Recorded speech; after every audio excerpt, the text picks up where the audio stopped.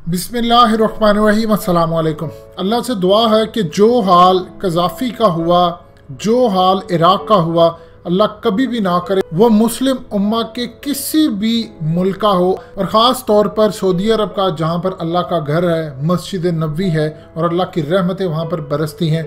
सूरत हाल ये है कि जो प्रोपेगेंडा इराक़ के अंदर किया गया और जंग छेड़ दी गई, कहा गया कि यहाँ पर ऐसे हथियार हैं जिससे पूरी दुनिया तबाह हो जाएगी, यानी वेपन ऑफ मास डिस्ट्रक्शन, पूरी दुनिया के अंदर तबाही लेकर आएंगे।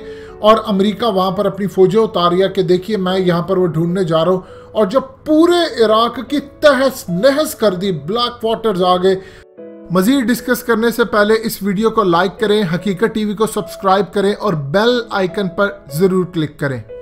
इराक़ आ गया, इराक़ 3 हिस्सों में डिवाइड हो गया, कुछ पता नहीं चला, और आज उसका जाकर हाल देख ले, नामो निशान उसका सलामत नहीं है बाकी, और अगले चंद साल बाद वो बचेगा भी नहीं, किसी को भी नहीं पता।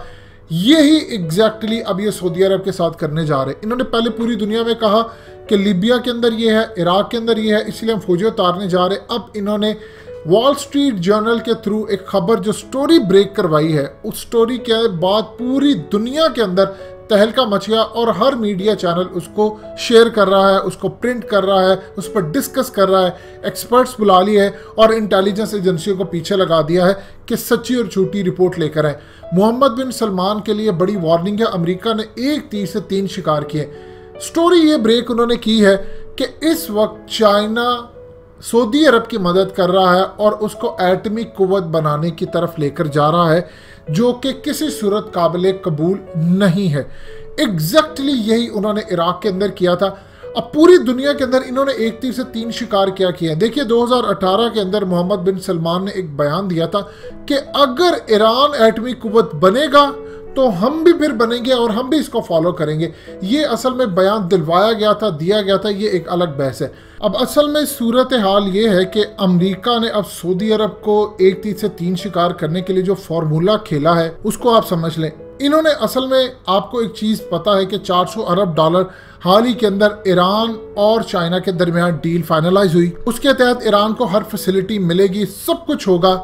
अब असल में उन्होंने ईरान को ये डील तुड़वाने के लिए एक पत्ता फेंका, जिसके अंदर कहा कि देखो चाइना तुम्हारे साथ नहीं खड़ा हुआ, चाइना सऊदी अरब के साथ भी खड़ा है, वो उसको भी एटमी कुव्वत बना रहा है।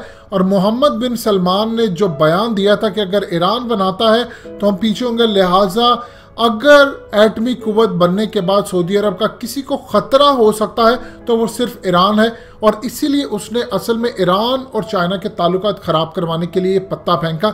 बावजूद इसके कि पाकिस्तान इस वक्त ईरान और सऊदी अरब की दोस्ती करवाने पर तुला है। ये अलग बात है कि शाह महमूद कुरैशी ने अब बयान दिया, जो रियासत की पॉलिसी है कि अगर सऊदी अरब ने हमारा साथ दिया ना दिया, जो कि वो नहीं दे रहा, प्रेशर नहीं डाला, तो अब इमरान खान खुद जाकर पूरी दुनिया के मुस्लिम उम्मा को इकट्ठा करेंगे, यानी अब नया ब्लॉक बनाएंगे और अब हमें सऊदीया की ज़रूरत नहीं।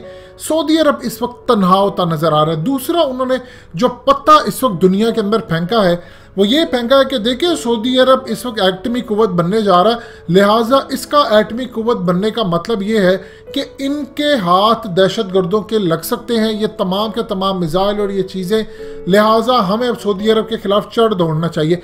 ये अब इन्होंने शुरुआत कर दी है, बिल्कुल इराक़ की तरह। इस तरह पहले खबर ब्रेक करवाई थी, उसको मीडिया चैनल से पकड़ा और प्रोपेगेंडा हुआ, और फिर दुनिया ने उसके ऊपर चढ़ाई करते हुए देखा। ये एग्जैक्टली अब सऊदी अरब के साथ करने जा रहे हैं। और तीसरी जो अहम तरीन चीज़ इन्होंने फेंकी है वो मोहम्मद बिन सलमान को वार्निंग दी है कि अगर तुमने हमारे कहे के मुताबिक काम ना किया तो ये पहली किस्त है। उसके बाद एक चीज़ याद रखिएगा, एक रिपोर्ट आई थी जमाल खशोगी के मामले में CIA की, उसके अंदर डायरेक्टली अगर किसी को जिम्मेदार ठहराया गया था तो वो मोहम्मद बिन सलमान को, कि उसने 12 एविडेंस भी पड़े हैं, इनके पास सब कुछ चीज़ें पड़ी हैं जो ये कहते हैं। अब उस सूरत हाल के अंदर इन्होंने वो रिपोर्ट जो पब्लिश की CIA ने, ट्रंप ने कहा मैं इस रिपोर्ट को नहीं मानता, उन्होंने दबा दिया। अब उसके बाद ये जब चाहेंगे उस रिपोर्ट को दोबारा निकाल कर ले आएंगे और कहेंगे कि मोहम्मद बिन सलमान के खिलाफ ह्यूमन राइट्स को लगा देंगे और तमाम चीज़ों को लगा देंगे, इसके खिलाफ ये काम होना चाहिए, ये तो वहाँ पर वेपन्स रखता है, ये तो ये रखता है, ये तो कल को किसी को भी मार सकता है, लिहाजा पूरे प्रोपेगेंडा की फिजा कायम हो जाएगी। ये ब्लैक मेलिंग करने के लिए इन्होंने पत्ता फेंका और एक पत्ते से उन्होंने 3 शिकार किए। और दुनिया के अंदर सबसे बड़ा जो शिकार किया वो चाइना के खिलाफ किया कि सारी दुनिया को इकट्ठा कर लें अब किसके खिलाफ? चाइना के खिलाफ। कि चाइना देखिए दुनिया को एटमी कुव्वत बनाने के पीछे लगा हुआ है और ये दुनिया के अंदर मिसाइल चल जाए, तबाही हो जाए, एक दूसरे पर एटमी हमला हो जाए और बर्बादी हो जाए। आप ये बताइए क्या सारी जिंदगी अमेरिका के अंडर रहने वाला और इसराइल की बैक इनडायरेक्टली रहने वाला सऊदी अरब, क्या अमेरिका उसको अलाउ करेगा कि चाइना के साथ वो इतना कुछ बनाते रहो, इतनी देर बाद जाके वो ये खबर ब्रेक करें? ऐसी सूरत हाल बिल्कुल भी नहीं है। एक एक चीज उनकी मर्जी के बगैर अमेरिका की हो ही नहीं सकती सऊदी अरब के अंदर। और वैसे भी सूरत हाल ये पैदा हो गई है कि अब चूंकि असल में प्लान को आपने समझना है, मिडिल ईस्ट के अंदर जितने बड़े ममालिक हैं या छोटे ममालिक हैं, इन सब का टारगेट है इसराइल। और ये इसराइल को कोई नहीं पूछता, जो खुद कहता है कि मेरे पास 200 से जायद न्यूक्लियर और ये तमाम चीज़ें वॉरहेड्स हैं, वो किसी को नहीं कहता कि मेरे पास इतने मिसाइल हैं, वो है। दुनिया इसराइल से नहीं पूछती जाके, लेकिन प्रोपेगेंडा मुसलमानों के खिलाफ होता है, कभी ईरान के खिलाफ, कभी इराक के खिलाफ, कभी सऊदी अरब के खिलाफ। इसराइल से कोई जाकर नहीं पूछता। और अब ये कतर को फंसाने जा रहे हैं लिबनान के साथ, हिजबुल्लाह के साथ लगाकर कतर को एक दफ़ा तबाह करना। ऑलरेडी कतर और सऊदी अरब की लड़ाई है, तुर्की और सऊदी अरब की लड़ाई है, और उसके बाद अब ये ईरान, सऊदी अरब और चाइना, इन सबको मिलाकर एक नया खेल खेलने जा रहे हैं, ताकि ये मुल्क आहिस्ता आहिस्ता तबाह हो और ग्रेटर इसराइल के लिए इसराइल अपना लैंड आगे करता जाए।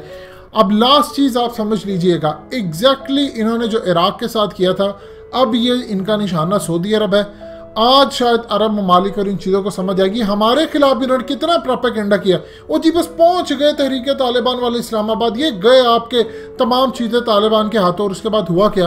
अल्लाह का शुक्र हमने उनका सफाया कर दिया। और जिनको ये दहशतगर्द कहते थे अफगान तालिबान को, उन्होंने अमेरिका की कब्रें खो दी। असल में जो हक पर थे वो जीत गए, और जो CIA की बनाई हुई तहरीक तालिबान थी उनको हमने जहन्नुम वासिल कर दी। दोस्तों, हकीकत टीवी को सब्सक्राइब करना मत भूलिए, वीडियो को लाइक करें, शेयर करें और कमेंट सेक्शन में अपनी राय का इजहार जरूर करें।